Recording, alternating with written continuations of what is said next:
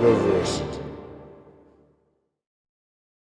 Salutations, je suis Shadiversity. Et salut, je suis Tyrone.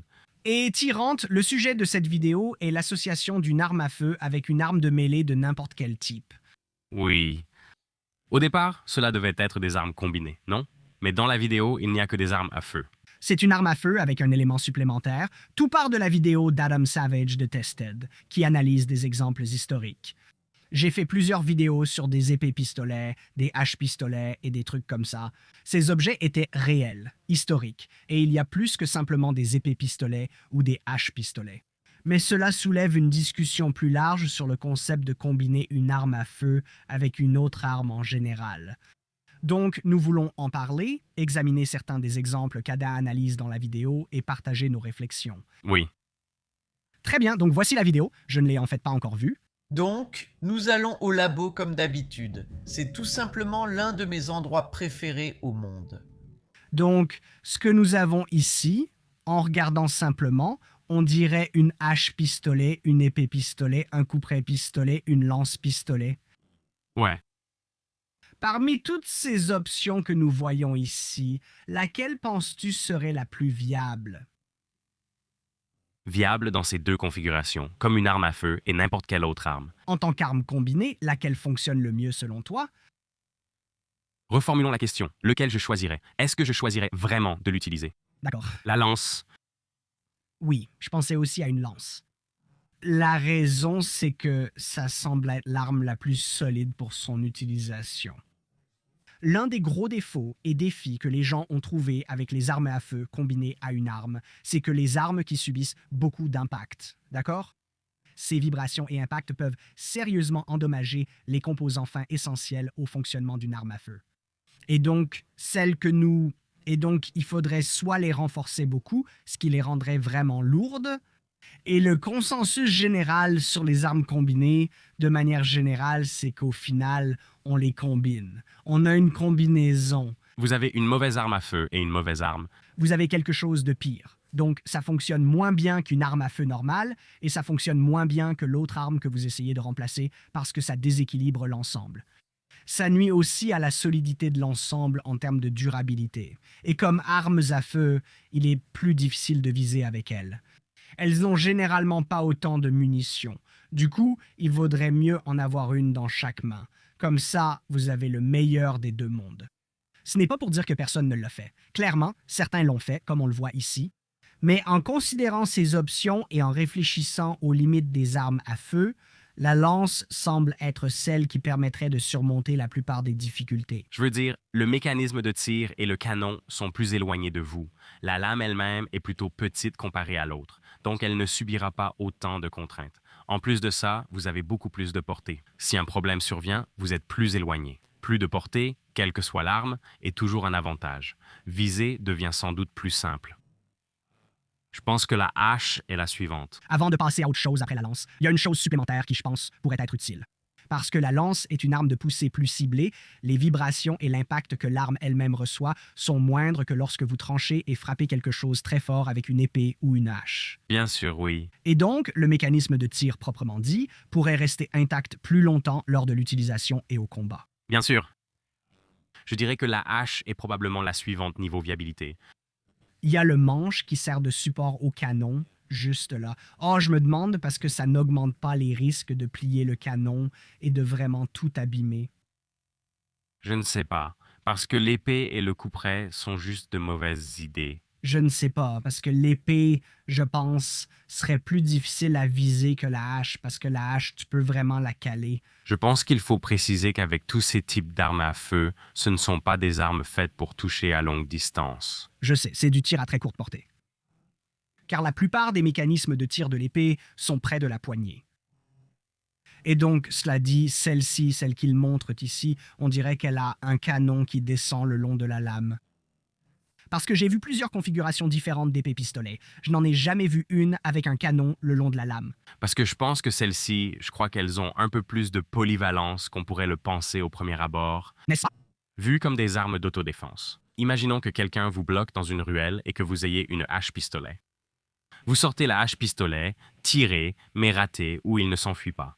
Résultat, vous avez quand même une hache. Dans ce cas, je pense qu'elle serait plutôt... Seulement à l'époque où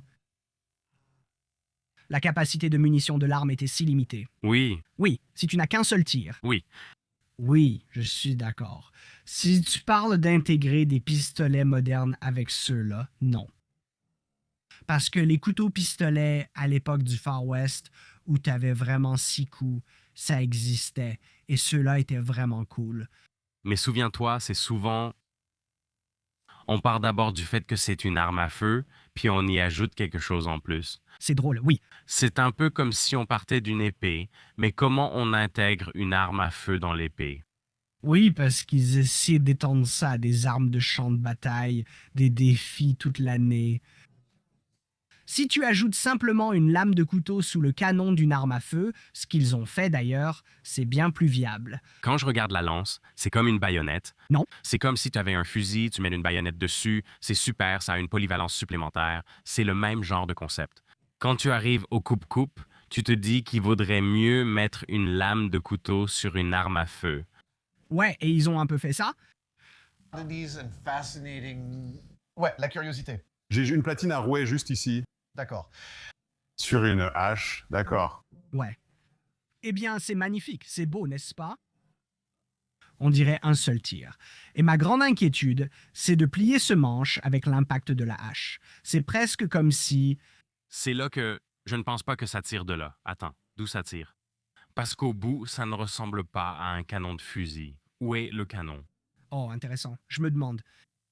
Waouh, t'as peut-être raison, le canon du fusil.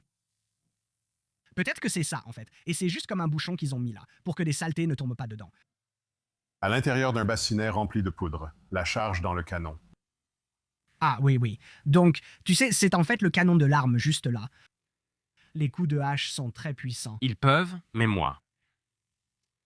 À quelle fréquence t'en sers-tu comme hache? C'était ma question. Ça, c'est la question. Mon Dieu, c'est magnifique. C'est magnifique. N'est-ce pas? Je veux dire, si tu vas faire quelque chose comme ça, Ça montre que c'est plutôt un ornement, pas une arme de champ de bataille, mais j'ai vu des haches-fusils plus utilitaires, vraiment faites pour le combat. Elles ont été fabriquées et elles étaient réelles.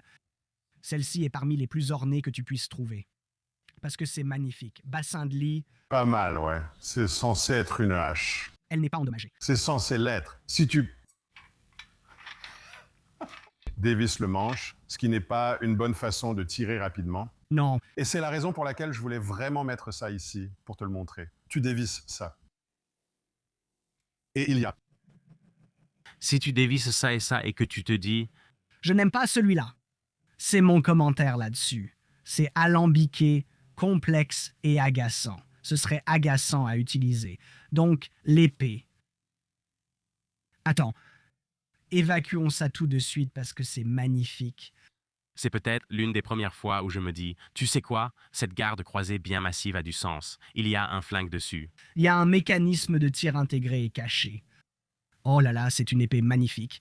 Avec un canon dans le dos de la lame. Je trouve cela encore plus fascinant. Parce que rien qu'à penser à l'ordre des opérations qu'il faudrait suivre pour ça, puis au traitement thermique. Ouais, C'est une lame fonctionnelle? Elle n'a même pas de tranchant trempé. je pense qu'il le ferait. As-tu trempé les canons des fusils? J'ai l'impression qu'ils auraient dû fabriquer le canon séparément, puis fixer la lame par soudure à la forge. Oh là là, regarde ça. Et ça a probablement été fabriqué, quoi, au 18e ou 19e siècle? Je n'en ai aucune idée. Mon Dieu. Dites, les gars, qu'est-ce que vous avez? J'ai une épée pistolet. Je trouve que, tu sais, j'aime bien la décoration. La décoration est magnifique. La seule chose que je n'aime pas, par contre, c'est que quand tu regardes la monture, tu peux voir la poignée et la soie. Ça a l'air très fin. Je ne pense pas que ce serait une bonne épée. Je me demande à quel point elle sera durable. Et tu sais quoi? Ça a aussi l'air lourd.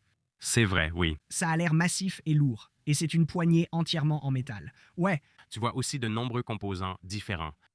L'artisanat, c'est super, mais c'est surtout une question d'intégrité structurelle. c'est un canon magnifiquement intégré. Mais tu sais ce qu'on voit aussi ici, du coup? Regarde comme la lame est épaisse au niveau du dos de la lame. Wow. Ça serait vraiment lourd. J'aime l'idée que tu le poignardes et puis, pour être sûr, eh bien, C'est intéressant. C'est une épée magnifique. Elle a été intégrée d'une très belle manière. Mais je pense que sur le plan fonctionnel, ça serait probablement nul comme épée. Encore une fois, oui. Voilà, c'est ça la limite et la difficulté avec ça. Je veux juste voir la soie, tu vois? Maintenant, celui-ci, je me demande combien il pèse quand même. Mais ça a l'air lourd. Ça a l'air très lourd, non? Block spear. Maintenant, vu la taille. Il y a 2 armes à feu. 2, tu en as une. C'est cool quand même. C'est vraiment cool. Un canon de chaque côté à rouet. Et cette lame assez large. Elle serait lourde en tête à cause de cela et il n'y a pas de pointe de chasse. c'est ça. Je dirais Mais ça ressemble à une pointe de lance épaisse. Ouais. Écartons-nous et regardons ça de plus près. Non seulement ça, mais il ne semble pas y avoir beaucoup de biseaux, c'est assez plat. Peut-être un léger tranchant. Mais un petit tranchant ici. Regarde, il a sûrement été émoussé avec le temps, mais c'est une pointe épaisse. Il pourrait s'en servir correctement. si c'est pour le sanglier, les lances à sanglier ressemblent à ça. Elles ont généralement une traverse parce que les sangliers sont vindicatifs. Oh, elles sont minuscules. Donc il parle d'une lance à sanglier, mais les ailettes ou ergots, juste là, sont minuscules. Pour moi, ça ne mérite même pas vraiment d'être appelé une lance à sanglier. Des monstres horribles qui, poignardés, remontent la lance pour vous tuer.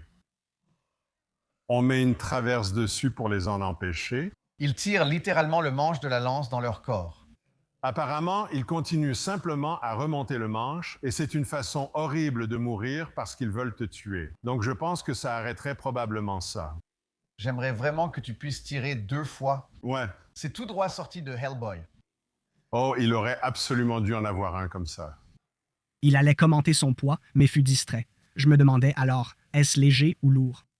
Oh, en fait, quand tu me l'as donné, j'ai été surpris de voir à quel point il est léger. C'est intéressant car il ne semble pas léger. Il dit que c'est plus léger que prévu, oui. Ça ne veut pas dire que c'est léger. Non, ça ne peut pas être aussi léger qu'une lance ordinaire, Ouais. pour plusieurs raisons, tout simplement. Parce que même si tu regardes les renforts métalliques qui descendent le long du manche, c'est faisable, Je pense. J'adore aussi voir le contraste entre le bois brut, l'arrière et la base, puis ces bandes de renfort, et ensuite la finesse de toutes ces gravures et dorures sur celui-ci. c'est vraiment cool dans l'ensemble.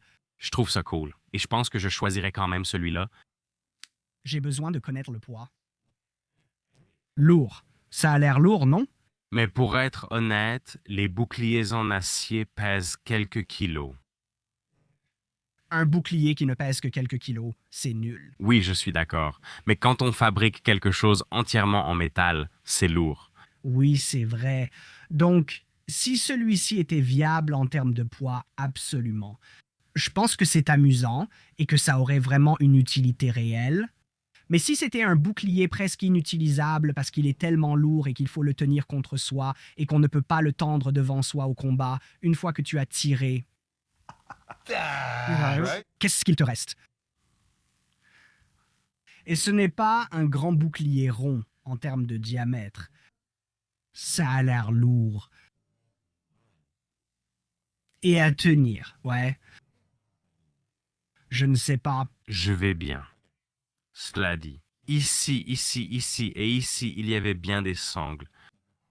Donc oui, le bras reposait le long de cette partie ici. Je pense que c'est tout simplement dégradé parce que c'était probablement du cuir ou quelque chose comme ça. Bien vu. Je pense que c'est ce qui se passe ici, car je doute qu'on ait utilisé un bouclier en tenant ce grand rectangle d'acier. D'accord. Le problème que j'ai avec ça, tu vois, je ne peux pas vraiment...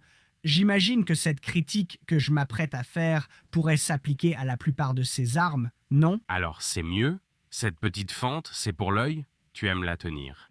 Oui, c'est un œil. Tu sais, c'est ton œil. Je le déteste. Ouais. Et ensuite, ma critique à ce sujet, c'est est-ce que c'est vraiment mieux qu'un simple bouclier et un pistolet que tu tiens dans l'autre main? Je ne peux pas dire que c'est le cas. Et ça s'applique presque à tous les autres exemples.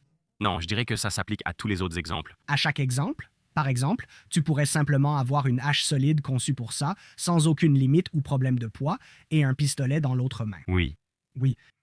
C'est pourquoi ils n'ont jamais vraiment percé. C'était des curiosités. Elles ont bel et bien existé. Mais au final, oui, ils forment simplement une combinaison inférieure d'armes à feu et d'armes blanches. Oui. Et cela ne veut pas dire que les armes combinées sont mauvaises, mais tout dépend du contexte. Comme le bec, c'est une arme combinée. Oui. Et ce que je définis comme une arme combinée réussie, c'est quand toutes les armes de base sont réunies en une seule sans qu'elles ne se nuisent entre elles. C'est vraiment important. Oui. Donc, par exemple, quand vous avez le bec, n'est-ce pas, il a un marteau, il a une pointe pour les stocks, il a un bec. C'est une lance ou un marteau et un pic. Ouais.